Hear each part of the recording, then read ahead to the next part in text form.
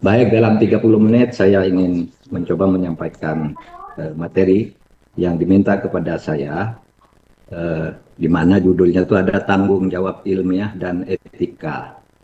Sini ada, saya bedakan dua, karena ilmiahnya itu menurut saya sudah selesai, sudah paten kalau ilmiah dalam arti konsep.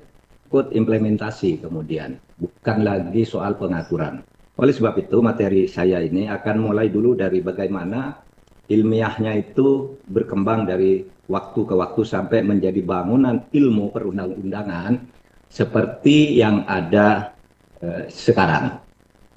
Nah, saya akan mulai dari sejarah dulu sampai kita tahu bagaimana.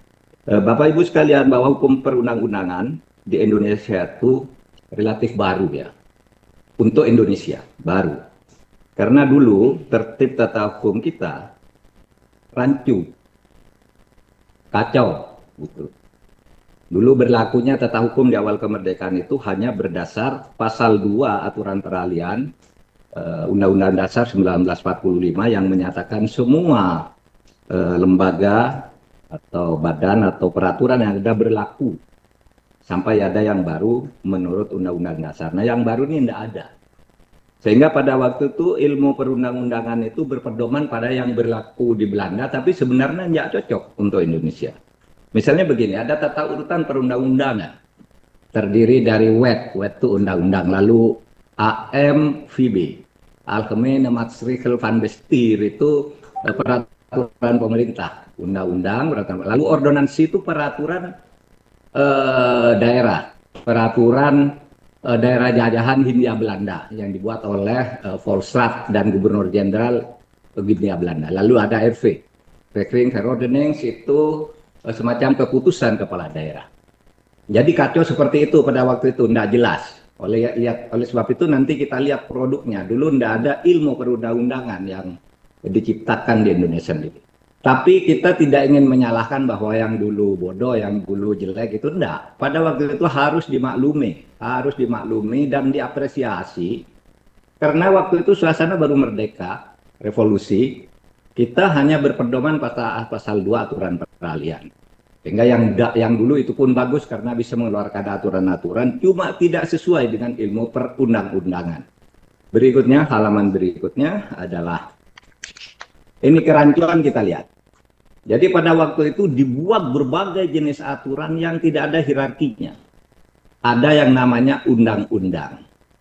Undang-undang itu dipakai untuk undang-undang pusat, misalnya undang-undang tentang otonomi daerah. Lalu dipakai juga untuk undang-undang daerah. Ada undang-undang pemilu Yogyakarta, ada undang-undang pemilu Klaten pada waktu itu, Kediri. Membuat undang-undang sendiri namanya juga undang-undang. Jadi rancu.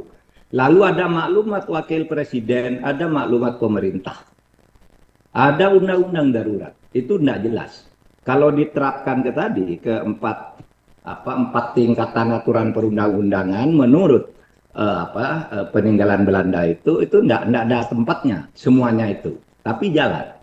Bahkan kekalnya juga yang sering didiskusikan sampai sekarang, Undang-Undang Dasar 45 itu baru diundangkan pada tahun kedua, pada tahun 1946. Itu pun isinya bukan hasil yang dibahas di PPKI dan BPKI. Isi Undang-Undang Dasar 45 yang diundangkan itu isinya yang dibahas ditambah penjelasan Undang-Undang Dasar.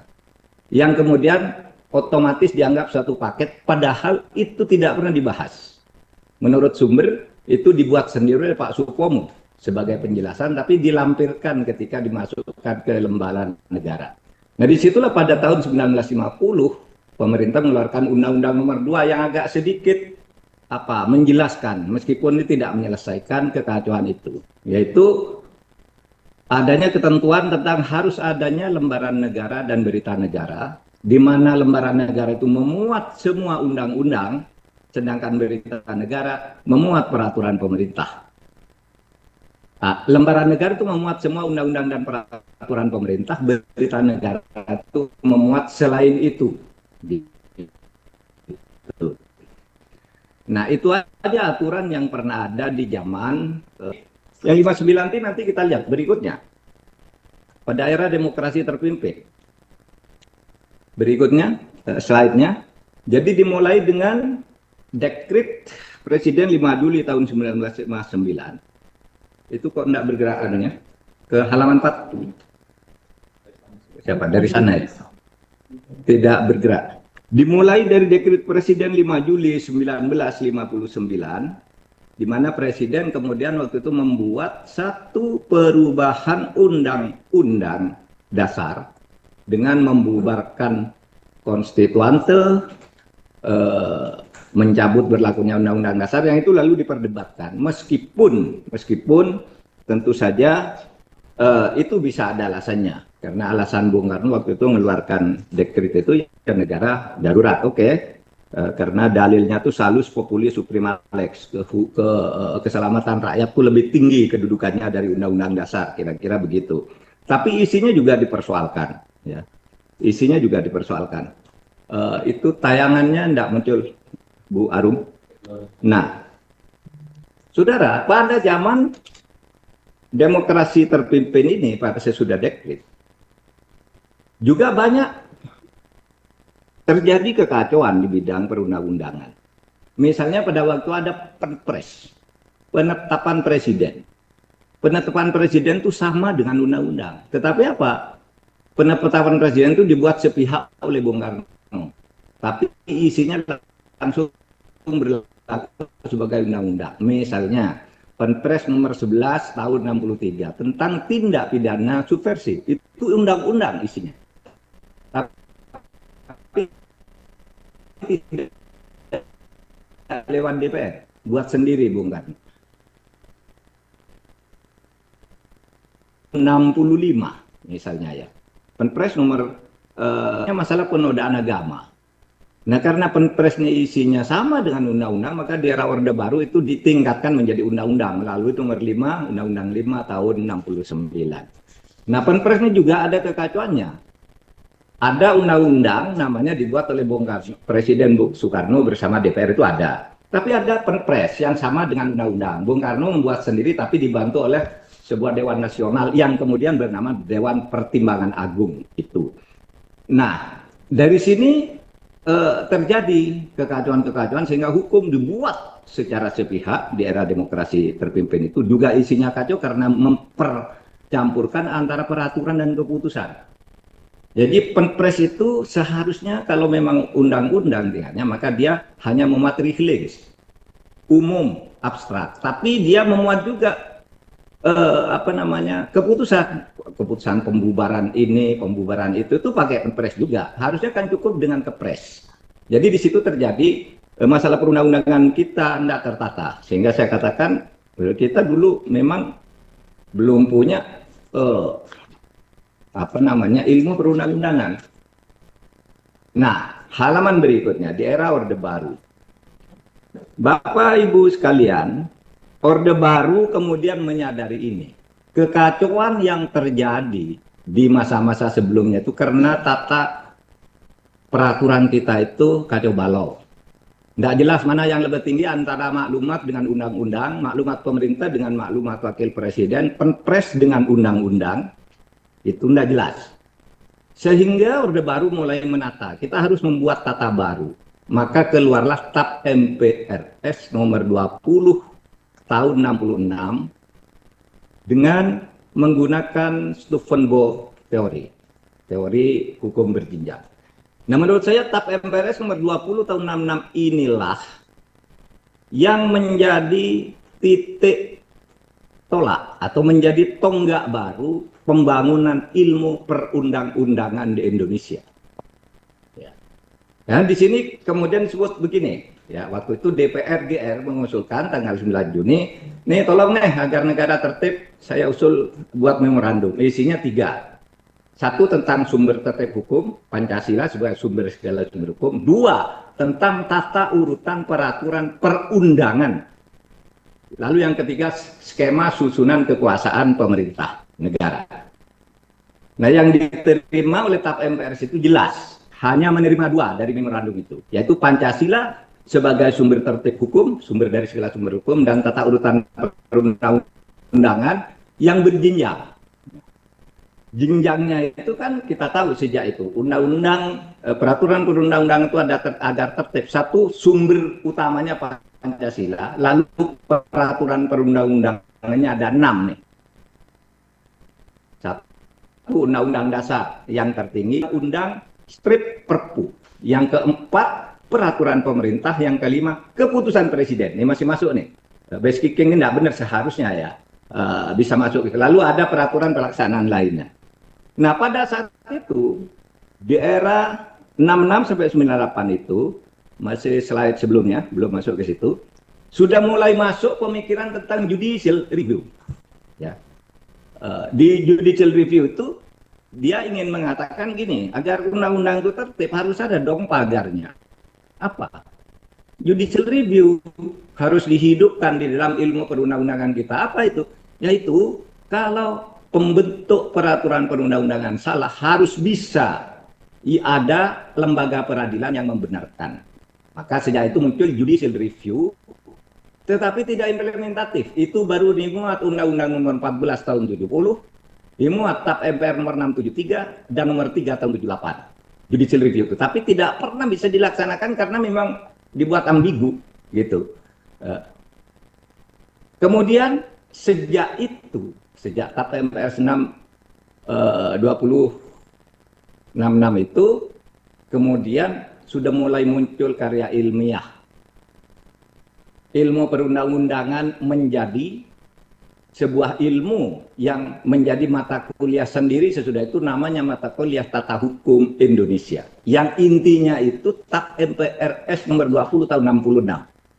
Saya dapat kuliah ini di semester pertama dulu. Ada pengantar ilmu hukum, ada pengantar tata hukum yang isinya tuh TAP MPRS nomor 20 tahun 66. Di sana tertulis MPRS yang benar. Nah, lalu banyak disertasi, ada disertasinya Pak Hamid Atameme, kemudian muncul disertasi tulisan-tulisan itu ilmu perundang-undangan yang kemudian memperbarui ilmu-ilmu yang tadi amburadul itu. Coba ke halaman berikutnya sekarang. Era reformasi. Nah, ini. Era reformasi itu yang pertama-tama untuk menegaskan negara hukum itu mengubah undang-undang dasar.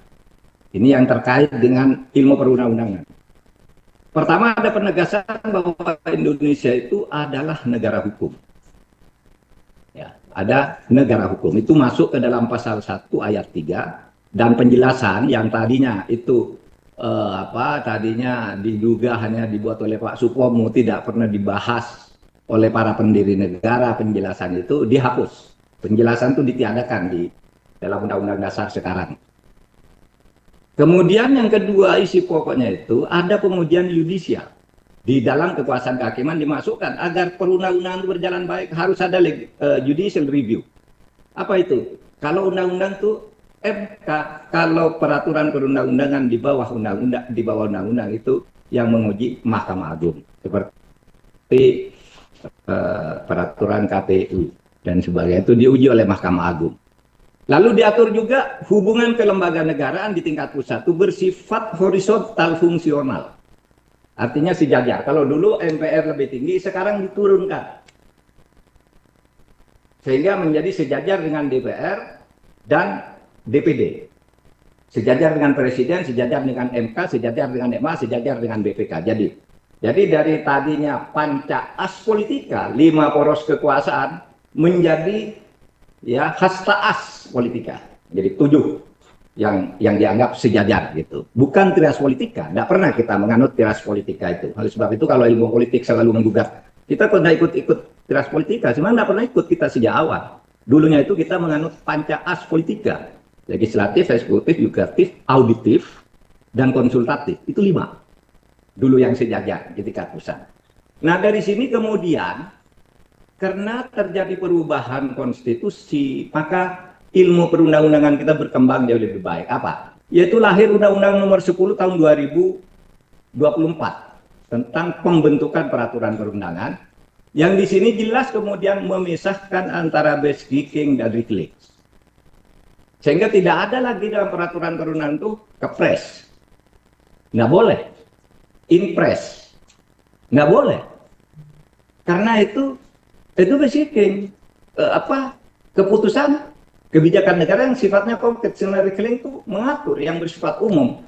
Itulah sebabnya lalu muncul Undang-Undang Dasar, kemudian TAP MPR tidak ada lagi karena sudah sejajar kedudukannya. MPR itu bukan lembaga legislatif, ya, tapi sejajar saja dengan wewenang khusus.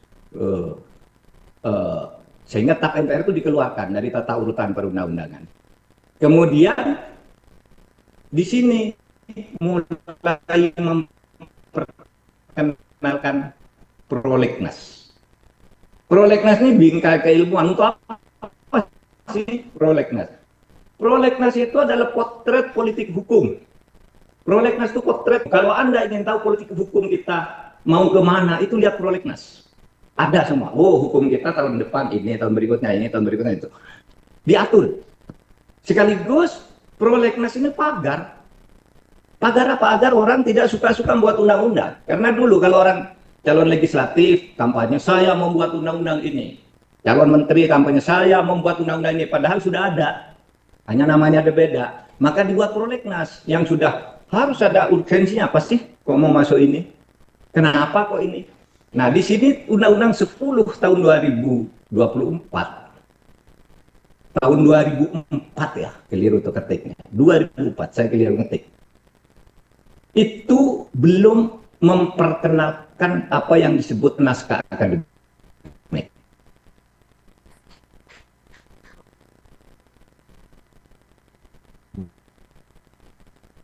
Belum ada. Naskah akademik itu baru masuk, itu dikatakan setiap perencana undang-undang dapat menyertakan naskah akademik, dapat waktu itu. Sehingga ada yang tidak. Nah, lalu timbul studi di kampus ini penting. Ini penting. Kenapa hanya ada di Perpres dan kenapa hanya bersifat saran agar gitu. Maka ketika diubah lagi dengan Undang-Undang Nomor 11 tahun 2011, Undang-Undang 10 2004 diubah jadi Undang-Undang 12 dan dibuat Perpres pelaksanaannya berikutnya Nomor 87 tahun 2014, itu lalu ada keharusan naskah akademik itu harus ada. Sejak itu harus ada. Kalau semula sampai dengan tahun 2011 hanya saran, sejak tahun 2011 harus ada naskah akademik. Dan undang-undang ini memasukkan lagi TAP MPR nih. TAP MPR yang tadinya dihapus dimasukkan lagi ke dalam tata urutan perundang-undangan. Kenapa? Karena TAP MPR yang ada yang jumlahnya 140 kan 140-an, 140 yang dinyatakan selesai. Itu kan sudah terlanjur menjadi hukum. Maka dibuat, disaring yang 104 dinyatakan selesai langsung tercabut, yang ada 4 yang dinyatakan tetap berlaku nih, tetap berlaku. Ada yang berlaku TAP MPR sampai selesai tugasnya seperti pengalihan aset di Timur Timur itu kan tetap berlaku sampai sekarang. Nah, itu lalu dimasukkan lagi dalam urutan kedua karena TAP MPR nyatanya masih ada yang berlaku, tapi MPR tetap tidak boleh membuat yang baru. Tetap MPR baru tidak boleh ada. Lalu kemudian Undang-Undang Nomor 15 tahun 2019 dan Perpres 76, di situ hanya memasukkan yang agak baru itu bahwa ada daftar kumulatif terbuka dalam prolegnas. Artinya kalau misalnya tidak ada di prolegnas, boleh tidak kita buat? Boleh, dengan alasan-alasan tertentu. Nah, ini yang sering dipakai sekarang. Tidak ada di prolegnas, tiba-tiba nongol gitu. Alasannya ini. Nah, terakhir Undang-Undang Nomor 13 tahun 2002 itu memasukkan metode Omnibus Law karena perintah Mahkamah Konstitusi Omnibus Law itu tidak boleh dibuat sebelum ada metode ilmiah yang dianut dalam undang-undang. Berikutnya 5 menit sisanya. Nah, saudara, sebelum masuk ke etika, saya ingin menyampaikan simpulannya dulu. Pertama, pengaturan pembentukan peraturan perundangan sekarang ini sudah memenuhi syarat ilmiah pengaturannya. Sudah bagus dan bisa dipertanggungjawabkan secara akademik. Itu tadi, berbagai peraturan tadi. Dengan demikian, tanggung jawab keilmuan kita sebenarnya sudah bisa cukup berhenti di sini dulu. Ilmunya sudah kita bangun, ilmunya gitu sudah menjadi mata kuliah, sudah lahir banyak disertasi. Yang baru-baru ini ada Bu Maria Farida, itu khusus guru besar perundang-undangan, ada Profesor William Dri, sudah bangun itu mata kuliahnya, sudah berkembang, tesis banyak, buku banyak. Sehingga masalah selanjutnya itu bukan soal lagi tanggung jawab ilmiahnya ketika membuat ilmu perundang-undangan. Tentu ke depan tanggung jawab ilmiah pasti ada, karena masih ada naskah akademik. Tetapi simpulan yang kedua, implementasi pembentukan peraturan perundang-undangan itu sangat diwarnai oleh pelanggaran etik. Yang ini kemudian pelanggaran etik ini sering mencabut sukma hukum, meskipun tidak salah secara formal prosedural. Ketika sehari setelah MK memutus kemarin itu tentang pencalonan dan sebagainya, lalu besok harinya DPR langsung bersidang, itu tidak melanggar formal. Karena pembuatan undang-undang itu, satu, sudah ada usulnya, sudah ada supresnya. Yang kedua, dibahas dalam 3 tahap, ya, dalam 2 tahap. Nah, di mana tahap pertamanya itu dibentuk Pokja, ya, kemudian atau Pokja, sesudah Pokja rapat cukup setengah jam aja, kasihkan ke tim perumus.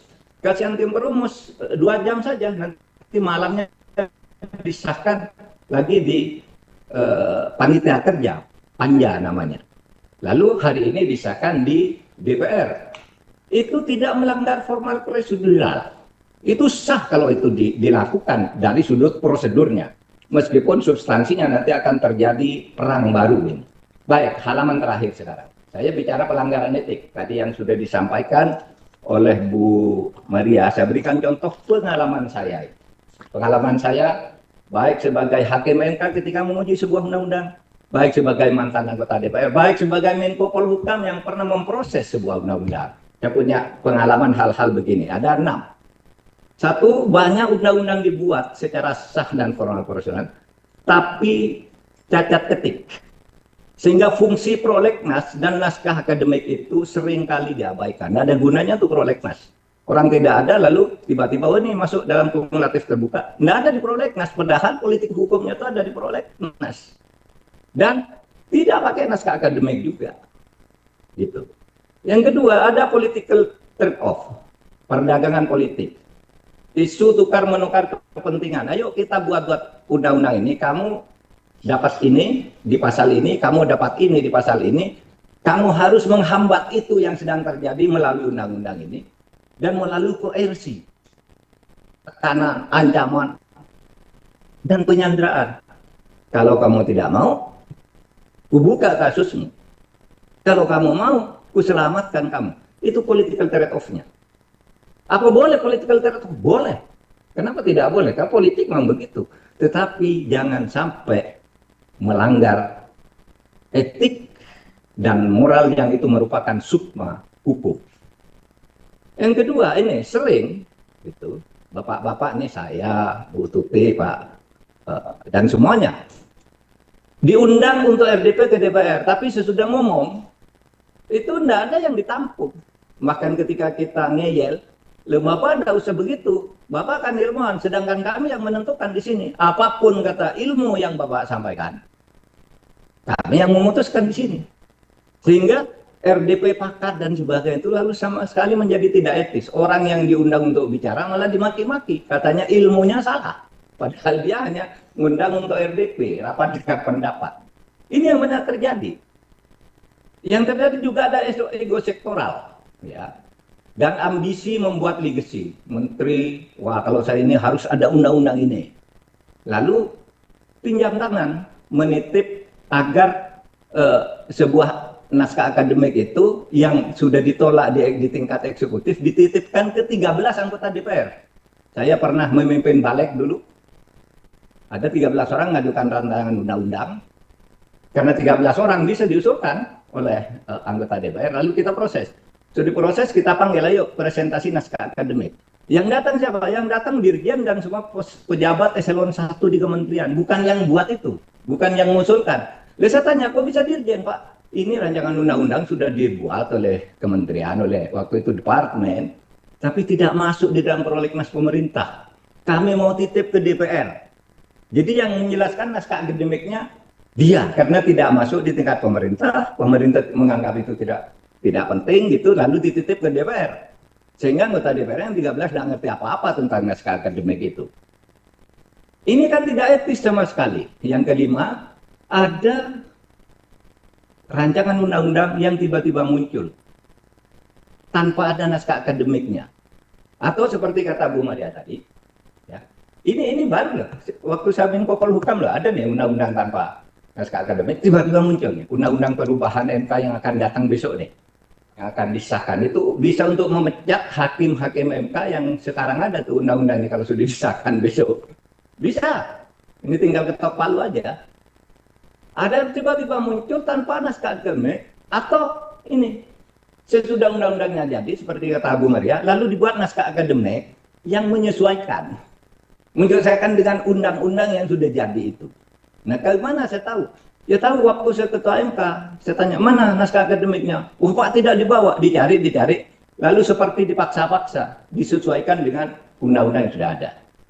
Kemudian ada undang-undang yang bisa diselesaikan sehari, kayak ini kemarin ya. Ada yang ditunda sampai bertahun-tahun tanpa kepekaan etika. Nah, saudara, saya akan bacakan terakhir sekali ini. Cuitan saya hari ini di Twitter. Dalam 1 jam ini sudah di share oleh ratusan ribu orang. Saya pernah bicara ini tadi, dan ini terinspirasi dari bahwa saya akan tampil di ini. Gini, yang terhormat pimpinan parpol dan para anggota DPR, putusan MK adalah tafsir resmi konstitusi yang setingkat undang-undang. Berpolitik dan bersiasat untuk mendapat bagian dalam kekuasaan itu boleh, dan itu memang bagian dari tujuan kita membangun negara merdeka. Tetapi ada prinsip demokrasi dan konstitusi yang mengatur permainan politik. Adalah sangat berbahaya bagi masa depan Indonesia jika melalui demokrasi prosedural, di mana dilakukan konspirasi dengan menang-menangan jumlah kekuatan hanya dengan koalisi taktis, siapapun yang merebut kue-kue kekuasaan dengan melanggar konstitusi. Akhirnya silakan ambil dan bagi-bagi kekuasaan. Tetapi tetaplah dalam koridor konstitusi agar Indonesia selamat. Berbuatlah, tapi jangan pernah lelah mencintai Indonesia. Sudah 1/2 jam. Assalamualaikum warahmatullahi wabarakatuh. Waalaikumsalam warahmatullahi wabarakatuh. Terima kasih Prof. Mahfud